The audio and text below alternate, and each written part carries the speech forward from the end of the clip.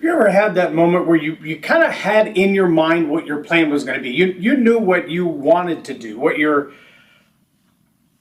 plan of execution was going to be. If everything went right, you knew exactly what you were going to do next.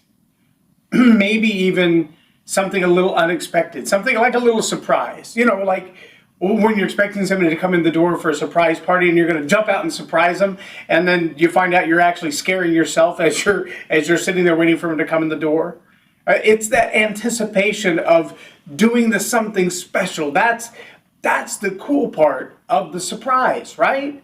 The anticipation. Have you ever been in that moment where the anticipation was really intense, and yet the closer you got to the surprise, the more disappointed you got in actually delivering the surprise? I had that experience yesterday, and today on Leading Leaders Podcast, I'm going to tell you all about it. Welcome to Leading Leaders Podcast, 5-minute videos, 5 days a week. So yesterday I decided for my birthday to treat myself to breakfast, and I went to a little Waffle House somewhere in the DFW area. And before I went in the door, I looked through to see just what cash I had to pay for my breakfast, and I found a $10 bill. Now I know that you got to really stretch to spend $10 on breakfast at Waffle House, but I thought if I get one waffle and one side of bacon, I'll be under $5. And if I just have a glass of water, then I can leave that whole $10 bill as the tip for whoever my server is. Now that means that I'm going to spend $5 and they're going to get a $5 tip, which is a 100% tip. You have to do the math that 10% would be 50 cents and 20% would be $1 and 100% would be paying exactly what the amount of the tab was. So I decided in my mind, in my heart, before I even went in the door, that I was going to give a 100% tip, that I was going to spend $5 and leave $5. That was my plan.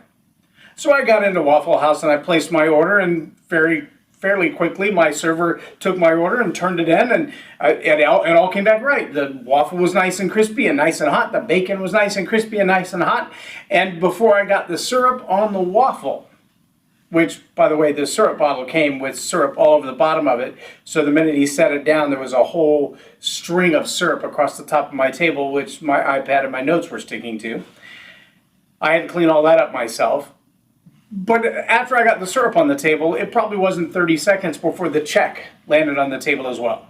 Now, remember, one waffle, one bacon, one syrup, and a glass of water. That's all that's on my table besides the stuff that I brought. That was the last time I saw my server. My syrup had not hit my waffle yet, and he brought the check, and then he never came back. So my point was, yesterday, as I mentioned on Facebook, look, your job as a server doesn't end when the check hits the table. Whether that's right after the food hits the table or 20 minutes after the guest has been there. Your job doesn't end as a server, as someone serving others, just because you've decided to stop serving them. That's really my point, because as leaders, we have a similar problem. Leaders feel like, well, I've done my part. I've handed it off. I've delegated it. And then we look at the results at the end of the day and we go, well, how come you didn't overachieve? Why didn't you reach the highest level results? And it's because we as servant leaders haven't served the team through the completion of the process. When you're serving, I don't care if you're delivering pizza, waiting tables, whatever it is that you're doing to serve, especially if you're working for tips. The process of serving, the process of earning your tip doesn't end until the customer walks out the door.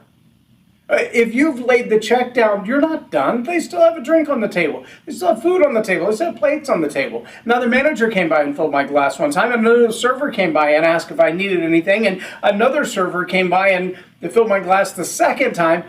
But my server, who was getting the tip that I was leaving, never returned to the table. That's not a good process. When I left, I got my change, and I got back 4 ones and a nickel. And I thought, well, you didn't even do the math right on that. That was someone else who did the tip. But they brought back all my change in ones. And so I put all the ones in my pocket except one, and I left it. Now that's still a generous tip, 20%. I mean, $5 is a really low check, but 20% on a $5 check is still a pretty good tip, considering you never return to the table.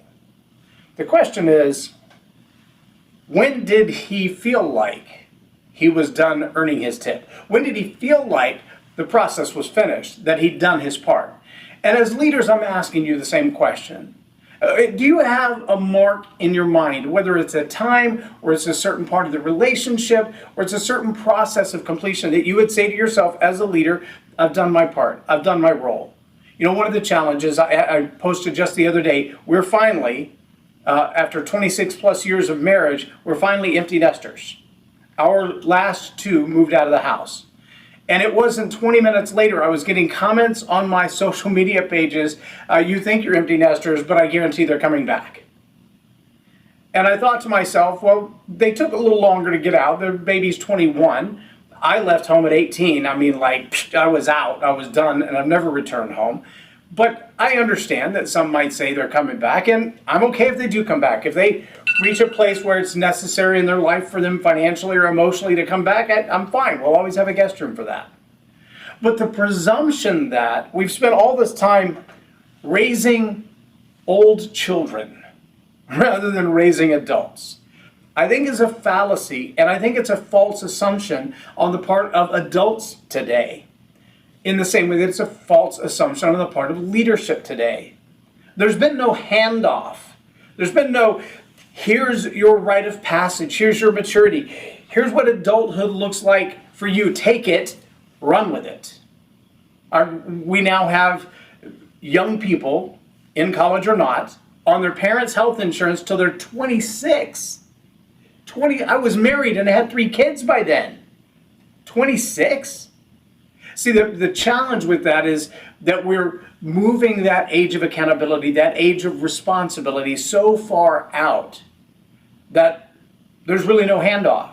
It's almost as if to say, well, we dropped the check on the table at, I don't know, 5 years old when they could tie their own shoes and we're all done, ollie ollie oxen free. Well, that's not good parenting and that's not good leadership. And if you're waiting tables expecting a tip, it's not good service. You've got to stay until the job is done. Finish the process, delegate completely, hand off all the rights, all the responsibility, all the power, and all the authority all together so that someone can move on to the next part of their life, so that the leadership role can be passed down to someone else, so that the tasks can be accomplished as they should be. I know this is a strange illustration of waffles and parenting and leadership all rolled into one, but if you're a good leader and a good parent, your kids should treat you to Waffle House on your birthday. I'm just saying. I'm kidding. But I am encouraging you as leaders, don't quit before the job is done. Don't hand in the check just as the meal has started and feel like you're free of any further responsibility, because my friends, that is simply not true. I'm J Loren Norris with Leading Leaders Podcast for Tell It Like It Is TV. Have a blessed day.